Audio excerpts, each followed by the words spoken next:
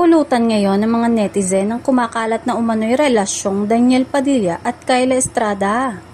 Marami na din daw ang nakapansin ng kanilang closeness sa taping pa lang ng una nilang pinagsamahang action serye na Incognito. Madalas din silang makitang magkasama gaya ng kumakain daw sila sa isang restaurant. Isa rin sa viral ngayon ay ang clip ng vlog ni Aiko kung saan tinanong niya si Janice de Belen tungkol sa pagkakalink ng anak nitong si Kyla kay Daniel. Sa clip na ito ay natanong si Janice pero may twist dahil imbis na siya ang sasagot ay ang kaibigan niyang si Candy Pangilinan ang sasagot ng katanungan at hihintayin ang reaksyon ni Janice. Naniniwala si Candy na pinagkakatiwalaan ni Janice si Kyla dahil matalino raw ito. Napansin naman ng mga netizen na nakangiti si Janice na tila nangangahulugan na masaya ito para kina Daniel at Kyla.